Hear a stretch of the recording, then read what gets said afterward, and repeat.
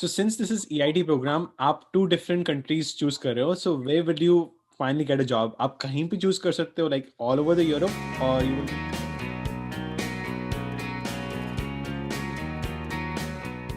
So hey guys, ये video बहुत ज़्यादा इंपॉर्टेंट है for all the high school students who are in their 11th or 12th grade, as well as for the college students जो अभी masters के लिए prepare कर रहे हैं, because in this video we'll be getting to know the journey of Sheetal, who did her undergrad in Hong Kong and masters in Finland, क्योंकि हम सबको पता है that Finland has one of the best education system, and especially the EIT program of Europe, in which you get degrees from two colleges in two different countries. So hi Sheetal, can you please introduce yourself and your background कि आप India में कहाँ से हो and India से Finland की journey. Okay, hi everyone. My name is Sheetal and I'm from Jaipur, Rajasthan में. And मैंने bachelor's हांगकांग से किया था, Hong Kong university of science and technology. After that मैंने 3 साल काम किया. 1 साल in Deutsche Bank as a software developer, and 2 years I worked as a machine learning engineer at JP Morgan in Hong Kong. And then after that, I decided to do my master's. So I came to Finland. I'm currently in a program जिसका नाम है EIT Digital, under which I'll be studying in 2 universities, one in Finland, one in Netherlands. So did you get any scholarship in Hong Kong University for undergrad? So I got 2 scholarships, but I rejected both of them because I wanted to choose a certain program, and that program did not give me a scholarship. But yeah, it is possible to get scholarships for that program as well. So I got a scholarship from CUHK, which is the Chinese University of Hong Kong, for I got a conditional scholarship there, and then I got a scholarship at HKUST. HKUST में मुझे full scholarship मिली थी business school की तरफ से, and I had also applied to the engineering school. So at that point of time, I was not sure कि should I choose business or should I choose engineering. So I just applied to both. I was like, let's see what happens. Then when I got a full scholarship from business school, I was thinking maybe I'll choose it. But then I talked to people, try to understand what am I genuinely interested in. So then I was like, okay, engineering is more my interest. So then I chose to go towards that direction. Awesome. शायद Hong Kong University में I think engineering is one of the most popular major. तो competition ज़्यादा होगा इस कारण they don't give scholarship for that major, I think. I think scholarships are given, but they are comparatively lesser than the business school scholarships. Mm-hmm. So for engineering, I think I know select 6-7 people in my batch maybe who got a full scholarship. Sometimes you also get continuing scholarship. So if your GPA for a certain year was more than 3.5, so it is like a GPA system out of 4.3. If your GPA is more than 3.5, then you get 10,000 Hong Kong dollars. So in case you're doing well in your studies, once you reach there, then also you can get some scholarships. Awesome. Now let's talk about your software engineering experience in Hong Kong. तो Hong Kong में आपको मतलब कितनी salary मिलती थी as compared to US? Because US में सभी students US choose करते हैं because it is known for highest return on investment. But Hong Kong में did you get enough return? And why you chose to come to Finland then? Okay, so firstly about Hong Kong, the reason I chose it is because मेरे पापा वहाँ पे काम करते हैं. So he's been there for a very long time. So I just wanted to the family wanted to be in a place where my dad was already. So that is why I had chosen Hong Kong. Personally, I think Hong Kong is great in terms of return on investment because the education is not that expensive as compared to the US. So it's one semester international student fees is 120,000 Hong Kong dollars. So yeah, I mean, you can convert it. Oh, wow. So yeah, and then for salaries, it really depends from job to job, industry to industry. But जैसे वहाँ पे financial industry is very it's one of the most important industries. So it's one of the most important financial centers of the world. तो वहाँ पे you'll get all these big investment banks, smaller retail banks, fintechs. The entire financial field is really well developed.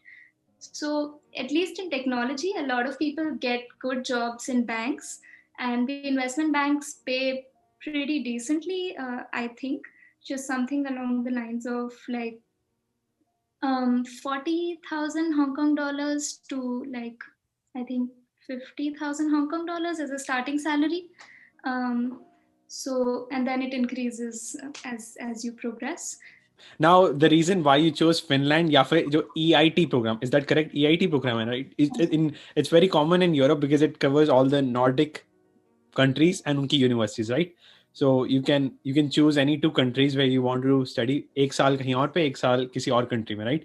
So आपने ये program ही क्यों choose किया rather than studying in US या फिर कहीं और? तो जब मैं बैचलर्स कर रही थी, मैंने एक सेमेस्टर एक्सचेंज किया था स्वीडन में.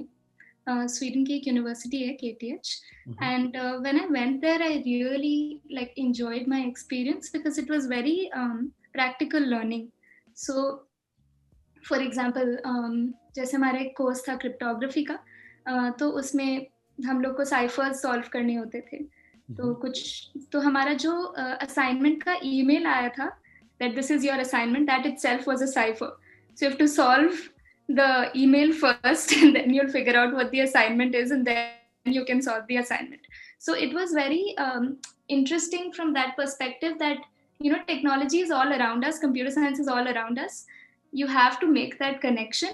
So I think in Asia, what happens, like I think in my university, you still got some experiential experiences, but a lot of times Asia में क्या होता है कि बहुत ही theoretical होती हैं पढ़ाइयाँ, तो आपको इतना ज़्यादा connection नहीं दिखता what is happening in the real world versus what you're studying. For example, a course like, I don't know, like compilers or something like that. You need to be able to understand कि exactly क्या है और हम क्यों पढ़ रहे हैं, ये कोई थोड़ा context होना चाहिए. तो that was something I really enjoyed at KTH, and इस वजह से मुझे like Nordic education in general काफ़ी अच्छी लगती थी. So then when I was choosing masters, I had some friends who were from EIT Digital when I was in KTH. So then I thought it was an interesting opportunity because it mixes entrepreneurship plus a technical field, like for example, human-computer interaction or data science. So it has a strong component of entrepreneurship in there, and I'm interested in social entrepreneurship.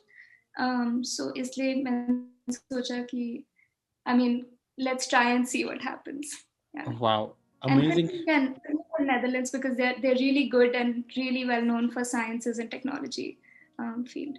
Again, Finland it's really good for education in general, and I'm very curious about, like, you know, they say it's the best education system, but why is it? Like, I wanted to know what is it that they're doing or something like that. And also being in Nordic universities, आपको language barrier तो नहीं आता because I think हर जगह English बहुत common है. So कहीं पे भी in terms of corporate world या फिर in education system आपको कभी लगा कि you are not in in English speaking country कि नहीं? So I think the only place I feel it is maybe in the supermarket. जब आप like labels पढ़ते हो and you're like ये क्या है? But other than that, everyone speaks in English. You ask anyone anything, they are very helpful. They will explain anything to you. The studies are all conducted in English. The students speak very well. The TAs, the professors all speak very well. So it's all okay. Yeah, so I think it's in that respect, I think it's completely fine. Even in the workplace, because everyone speaks in the language, so it is like, it's okay. Compare that to like a different place like Germany, maybe like people are not so keen on speaking in English, even if they somewhat know it. So it's a different, yeah. हाँ, Germany में like first year students को push किया जाता है to learn German. But that's the benefit of studying in Nordic universities. And other than that, जब आप apply कर रहे थे, how competitive was the process and how competitive was to get a scholarship in the EIT program? मैंने सुना है बहुत ज़्यादा competitive है, ज़्यादा बच्चों को scholarships नहीं मिलती. And क्योंकि US में जैसे masters का खर्चा होता है, an average student spends minimum $50,000 आसपास 2 साल के खर्चे का. But like how much you're gonna spend in your program without and before and after scholarship? Okay, yeah. So actually, I had applied to Alto itself, जो इनका master's program होता है machine learning का, because I really like the courses and the course selection that they offer. The US में they have the system of like you pay for every credit. So they don't have anything like that here. So you can take as many credits as you like without having to worry about कि मतलब मैंने मुझे इतने ही credits करने हैं because I have to pay for so and so. So you don't have to worry like that. So that is something I find that's good because it's dependent on your capability. I can do 40 credits, Mhm. I'll take them. So yeah, so that is one thing. Whether it's competitive, I think it's fairly competitive, but I think it is still possible to get in. In terms of the scholarship, I think they were giving out more scholarships earlier, but now it has become like lesser, especially within data science, Mhm. because like more and more people are applying for data science. I think the acceptance rate is something around like 8 to 10% in Mhm. terms of the number of people they select. Especially for data science, I'm not aware of the other fields because they have a lot of other fields. Mhm. And in terms of like the number of people who get the scholarship, it could be like maybe 20% of people who get selected would probably get a scholarship. Earlier, they used to have more scholarships, but now it's still not bad. It's 50% off. So, like without the scholarship, I would pay something like 120,000 Hong Kong dollars. With the scholarship, I pay like 60,000 Hong Kong dollars per year. So I think it ends up being comparatively more reasonable for me than the US. So yeah, that's fine. Oh, you pay in euros, right? I think, पर आप शायद Yeah, convert कर रहे हैं. Okay. euros में हाँ. Sorry, so in euros it's 6,000 euros per year. Yep, I checked. I think the updated is like 15,000 euros, but आपके time पे शायद 12,000 euros था. हाँ, अब I think after 50% scholarship it will be around 6-7,000. And इसमें housing सब कुछ included है per year. No, the housing is not included in this. You have to pay for your housing separately. But the thing about Finland is actually housing is very cheap. I think it's like 200 euros per month, which is like, I think it's comparatively cheaper even compared to Hong Kong or something. Wow. Like, And are you able to pay for that using your assistantships या फिर teaching या research assistantship जो आप कर रहे yeah, होगे? so you can do research assistant jobs and all. So they pay decently. I mean, I think the research assistant jobs all around the world have similar pay scale. So it's like 2,300 euros for a full time research assistant. And if you do half, then it's like something around like 1,100 euros. Per So month. you can easily manage easily, I think, if you have that. Yeah. Per month, right? Per month, yeah. That's awesome. So since this is EIT program, आप two different countries choose कर रहे हो. So where will you finally get a job? आप कहीं भी choose कर सकते हो, like all over the Europe, or you will be choosing one particular country, and वहाँ पे आप probably get a blue card जो यूरोप में होता है, I think, or a work permit to stay there for 3 to 5 years. तो क्या process क्या होगा आपका? Right. So basically, the good thing about EIT program is it allows you a search visa in 2 countries. So if you have a degree from a country, if you have a degree from a university in Finland, तो Mhm. आपको यहाँ पे 1 साल का search visa मिलता है, and the same thing is applicable in Netherlands. So you can find a job in both the places for 1 year. I think people move around in Europe pretty easily. जैसे Germany में to get a job is not that hard. If you because their sponsorship is not as big a deal as something like UK or US, that they just don't give sponsorship to people. So I think it's possible. So I would like to, let's say, work somewhere in Netherlands or Germany, and then if I try to stay in the country for, I think it's 4 years. You have to work in the country, and then you can get the permanent residence. After that, like I particularly really enjoy living in different places, like not traveling for like 5 to 6 days, but living there for like a year. So you really understand what is the place like, what are the people like. So I would like to then maybe work in different places like Switzerland or something. Yeah. Yep, and also you get the opportunity to explore all over the Europe क्योंकि आपको 30 days vacation मिलता है, and the work-life balance is the best in Europe. So overall, it's the best. And now, can you please share some of the unique experience जो आपने feel किया being in EIT program and being in Nordic universities? तो आपको क्या चीज़ special लगी from your like India से या फिर Hong Kong से that is very unique about EIT program? So firstly, I think I can share about Alto. I like the way the courses are structured here, which is मैं generally better learn करती हूँ अगर projects होते हैं, assignments होते हैं. So I am not a very theoretical learner who can actually understand, like, if you give me a book and I'm supposed to understand what's happening, it's mostly no, I'm not going to be able to understand as much. But I think the good thing about this place is you're given so many assignments and you're given so many projects in every course that you're all the time applying everything you're learning. So there are weekly assignments for every course. So you learn something in the class, then you apply it in the assignment, you build an entire thing based on that, and then you have a little bit of a better understanding कि आप क्या कर रहे हो या फिर what is the concept that you're trying to understand. So with that in mind, I think Alto is really good because I think professors can be good and bad in like every university, because I've not found like any one university which is like all the professors are great. So it's okay, but the fact, like, what I care more about is how are the courses structured. Is it like, अगर courses पूरे exam पे based हैं तो it becomes difficult. What people do is कि मतलब आप पूरे semester में आधे semester पढ़ाई नहीं करोगे and then end में you're just going to you know ratify everything and puke it out on the exam day. That way you're not really going to remember anything, nor are you going to learn anything actually. क्योंकि जैसे मेरा bachelors खत्म हुआ उसके बाद, if I try to remember what did I study, I would only remember अच्छा मैंने ये प्रोजेक्ट किया था तो इसमें मैंने ये करा, या फिर otherwise you don't remember by just the course material या फिर by the exam, oh I gave that exam, that was useful because. So that is one thing that I really like about Alto, is because आप actually judge कर सकते हो कि what did I study and how much I myself understand, and I think the learning is more deeper.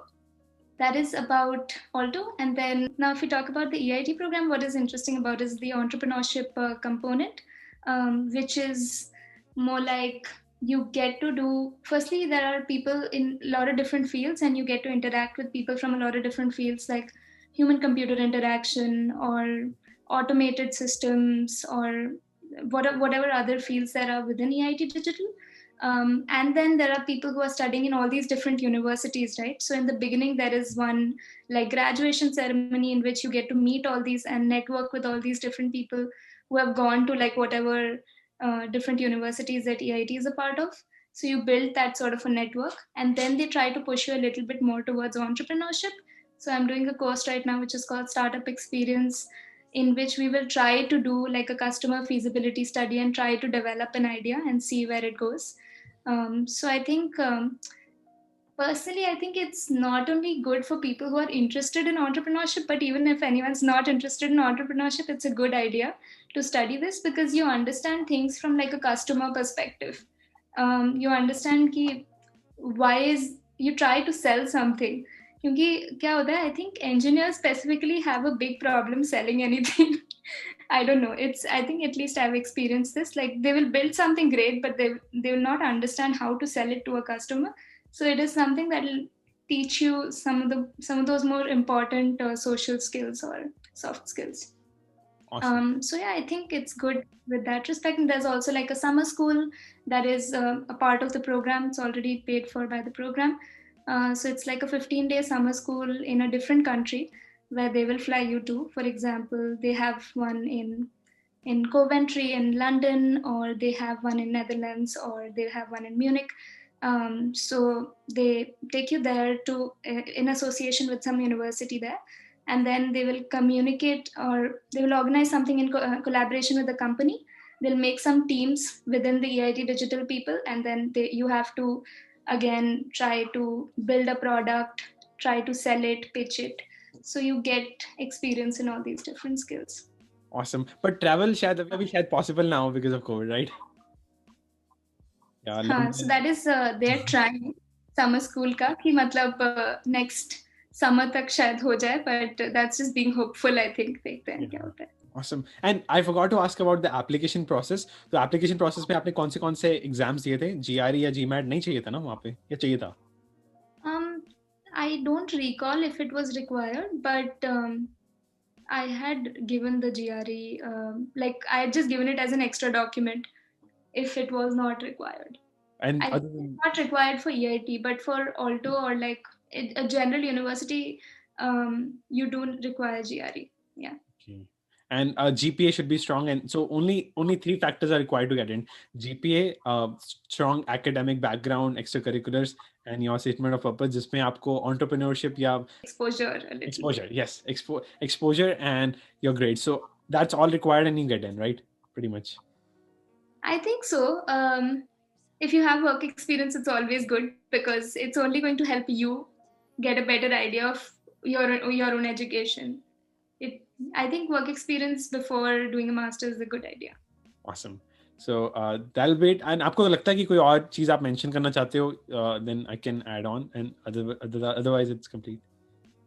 Yeah, no, I think the only thing is probably like when choosing a university, don't just think about, like, I think jobs and all is a good thing to think about, but it's also important to like see if you fit into that environment. Is it a more competitive environment? Is it a more collaborative environment?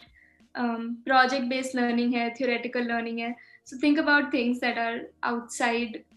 Think about how your learning is going to happen, I think. Awesome. So thank you so much, Sheetal, for your valuable information. It was a pleasure having you here. I'm sure that this video will add a lot of value to other students as well. Thank you. Thank you so much. It was lovely talking to you.